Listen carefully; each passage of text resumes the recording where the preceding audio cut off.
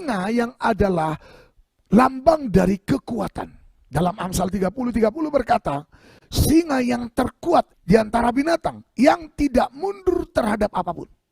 Kekuatan singa itu seperti apa? Jadi kalau kita umat Tuhan digambarkan bagaikan singa, rahasia kekuatannya itu di mana?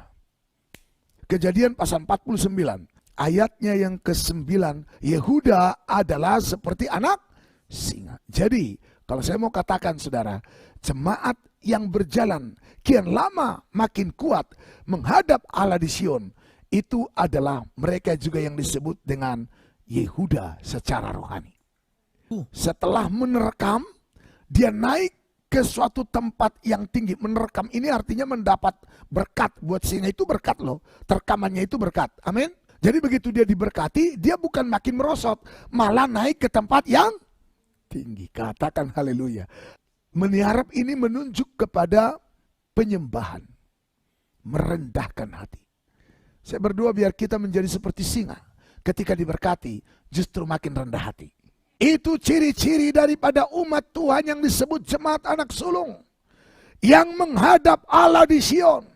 Dia bagaikan singa yang kuat, yang tidak ada lebih kuat dari dia. Itu sebabnya berkat pun tidak akan pernah bisa menghalangi dia dari Tuhan. Apapun yang dia terima, walaupun baru habis menerkam, habis menjara, habis mengalami suatu kemenangan, itu nggak membuat dia, saudaraku yang asli Tuhan, menjauh dari Tuhan. Dia naik ke tempat yang tinggi, dia meniarap. Ini bicara ibadah. Ini gambaran daripada ibadah.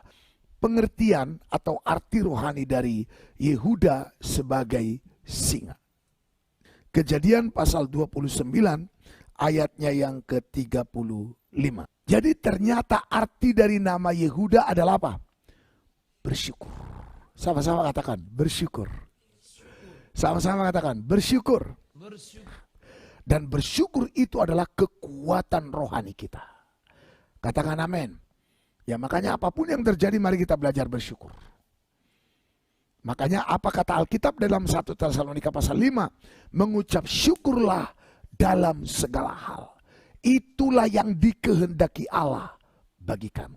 Ya, bersungut-sungut itu adalah tanda kelemahan.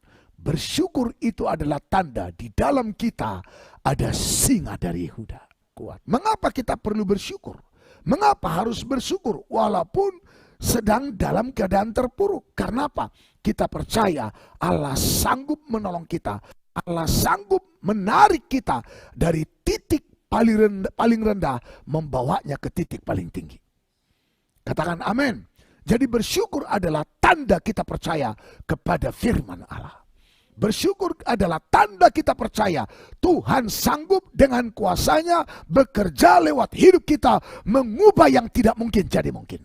Nah, saudara yang dikasih oleh Tuhan, ternyata syukur atau pujian juga identik dengan penyembahan, adalah bicara atau arti dari hubungan kita yang terikat cinta dengan Tuhan. Kalau kita jadi umat Tuhan yang tahu bersyukur, tahu memuji Tuhan dalam situasi apapun, bisa jadi penyembah dalam keadaan apapun, itu tanda bahwa kita sudah memiliki hubungan atau ikatan cinta dengan Tuhan. Ya, jadi cinta itu juga ada levelnya. Dan saya mau beritahu bahwa bersyukur, memuji Tuhan, menjadi penyembah Tuhan, itu adalah level cinta paling tinggi. Dan gak mudah, memang ngomong bersyukur itu gampang. Tetapi praktiknya itu susah.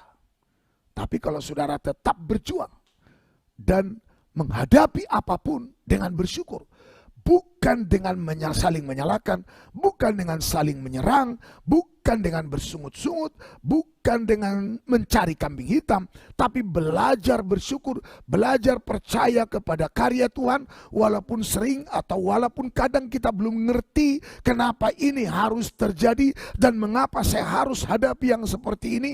Kita nggak paham, kita nggak ngerti, tapi kita percaya bahwa di balik semua itu Tuhan turut bekerja mendatangkan kebaikan.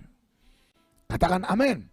Jadi bersyukur itu selaku karena sekali lagi kita percaya pada Tuhan. Nah, bersyukur juga adalah karena sudah ada keterikatan cinta dengan Tuhan.